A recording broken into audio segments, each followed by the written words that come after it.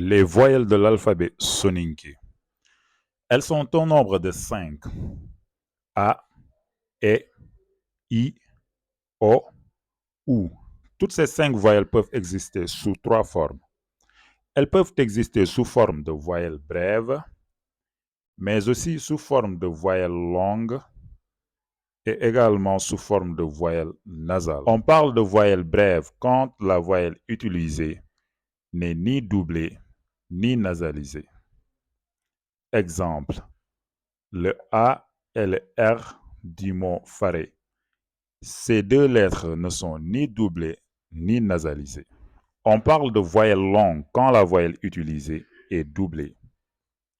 A, E, I, O, U.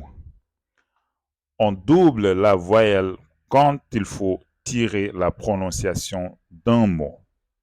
À chaque fois qu'on doit tirer la prononciation d'une voyelle, cette voyelle doit être doublée.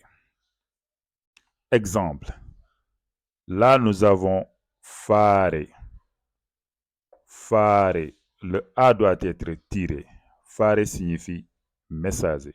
Il faut noter qu'on ne peut pas utiliser une voyelle longue au début ou à la fin d'un mot. Et il est très important d'utiliser la voyelle longue là où il faut. Sinon, on risque de changer complètement le sens du mot. Exemple, là nous avons le mot fare. Si on n'utilise pas la voyelle longue A, on risque d'écrire fare.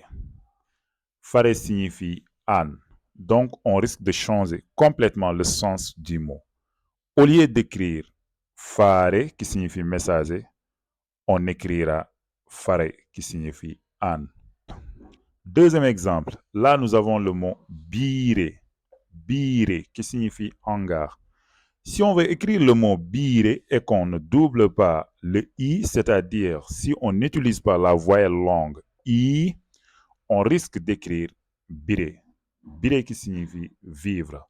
Donc, au lieu d'écrire bire qui signifie hangar, on risque d'écrire bire qui signifie vivre. Et on risque donc de changer complètement le sens du mot. Là, en troisième position, nous avons les voyelles nasales.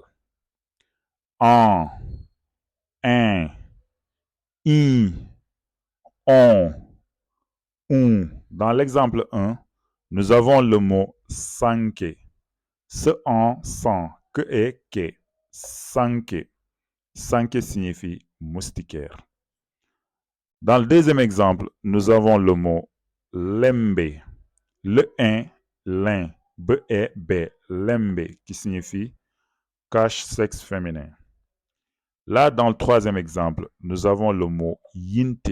Yin, yin, te et te, yinte, qui signifie cheveux. Là, en quatrième position, nous avons le mot tongue. Te on, ton, ge et ge, tongue, qui signifie roux. Et là, en dernière position, nous avons le mot sumpo. Se un, sum, po o, po, sumpo, qui signifie nombril. C'était tout pour aujourd'hui. Aimez et partagez les vidéos.